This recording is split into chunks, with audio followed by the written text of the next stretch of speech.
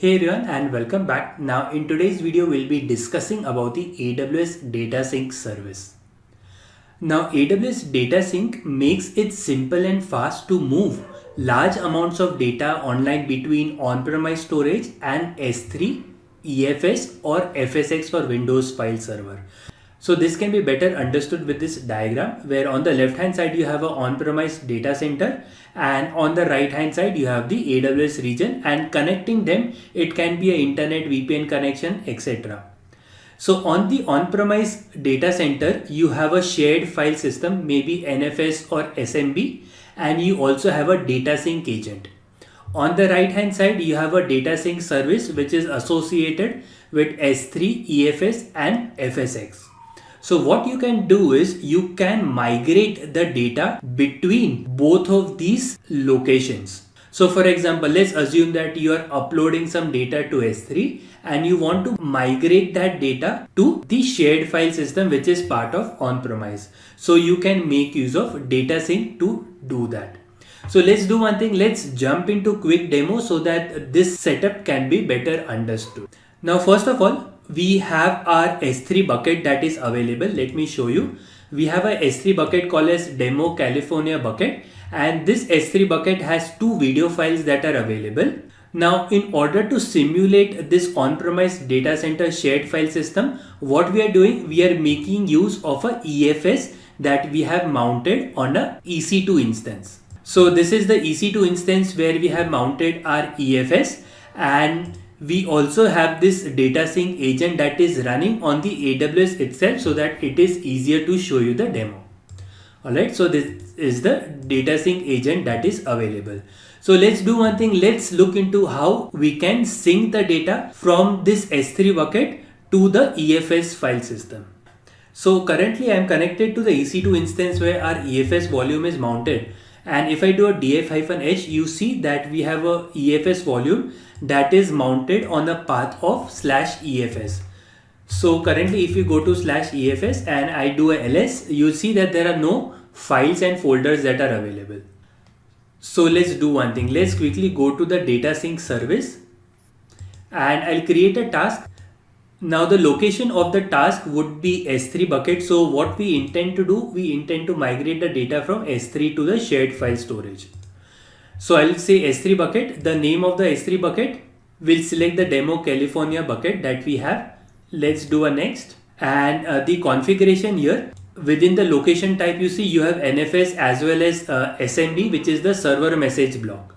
And the same can be shown in the diagram, where the shared file system basically makes use of NFS and SMB. So let's select NFS primarily because we are using EFS. The agent will select the EC2 instance where our agent is configured, and within the NFS server we basically have to put the IP address of the EFS. So in my case I have one EFS and this EFS has two IP address. Let me copy one among them and I'll paste the IP address of the NFS server. Mount path, let's just put it as root. Let's do a next and let's go ahead and do a next, and it is quickly giving you an error related to log group. Let's select do not send to CloudWatch. We are just having a quick demo so that I can show you on how exactly a task works. So currently a new task has been created and this task has the configuration to copy the file from S3 bucket and put it to the shared storage which is EFS. So what we have to do is we have to click on start task. And as expected, here you see it shows started execution. So currently the status of task is running. Again, it can take a little amount of time for it to complete. Let's quickly refresh this page. And the task status is now available. So let's quickly verify if we see the files that were part of S3 within our EFS mount point. So again from the server, if you do a ls over here, you should see that both the files that were part of our S3 bucket is available at EFS. Hey everyone and welcome back. Now in the earlier video we were discussing about the data sync. We also had a demo related to the working of data sync. So in today's video we'll go ahead and implement things from scratch so that we understand each and every step that is required. Now, as we are discussing that one of the primary things that you need is a data sync agent. So this data sync agent, there are multiple ways to deploy the same. One of the easiest way is the ready-made AMIs that are available. So depending upon the region, there are AMIs that are available which contains the data sync agent which you can use out of the box. So for today's demo, we'll be using the Ohio region for our demo. So let's go ahead and configure the data sync agent associated with the Ohio region. So let's go a bit down. So you have the US East 2. So this is the one associated with the Ohio region. We'll leave everything to be the same. We'll directly go to review and launch. Now do note that it is giving you a small warning that your instance configuration is not available for the free tier usage. So this is one thing that needs to be remembered. So let's go ahead and launch our instance.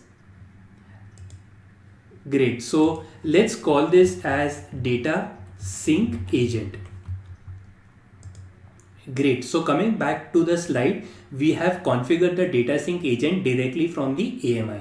Now this data sync agent interacts with NFS and SMB. So to replicate this, we'll be making use of AWS EFS, which basically makes use of NFS. So our shared file system that supports NFS is going to be the EFS. So let's also go ahead and configure the EFS within the same region. So from the services, let's go to EFS. Let's quickly create our EFS file system. We'll leave everything as default.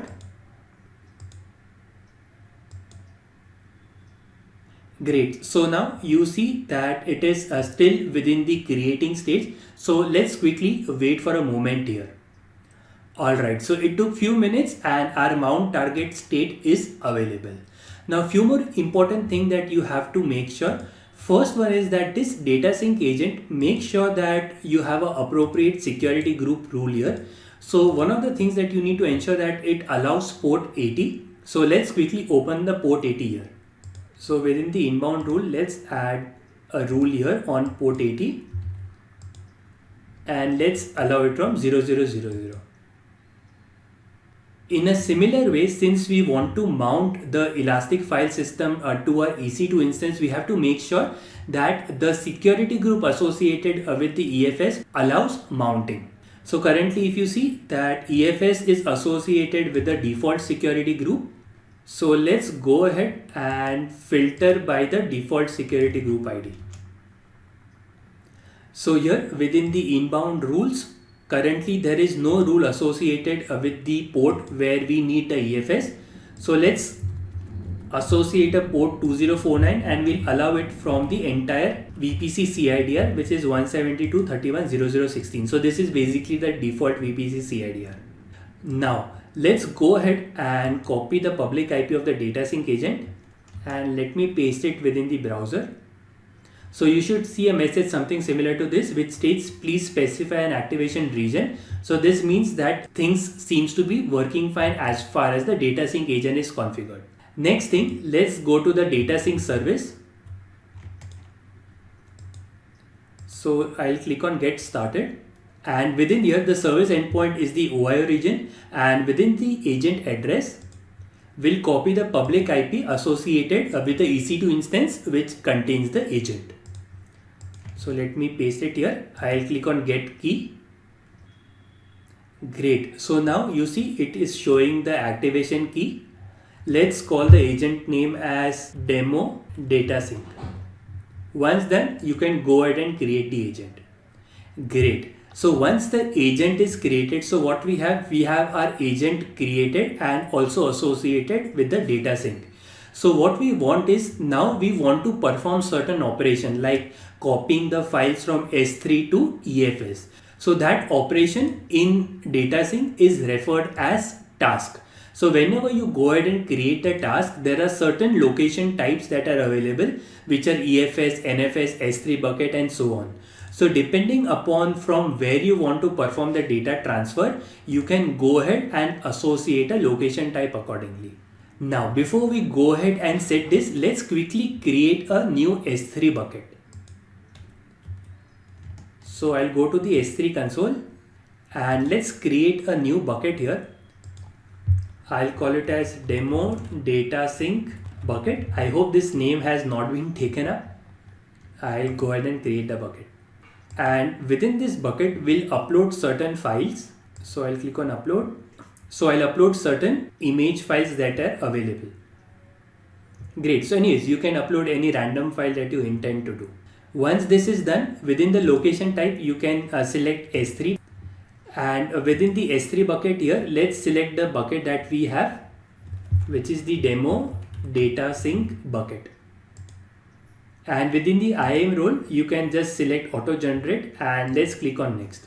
And you are into the second screen. Now here, one important part to remember is that make sure that this bucket is in the same region where you are configuring the data sync. So currently data sync is in Ohio and the bucket is also in Ohio. Now in the next screen, you have to specify the destination.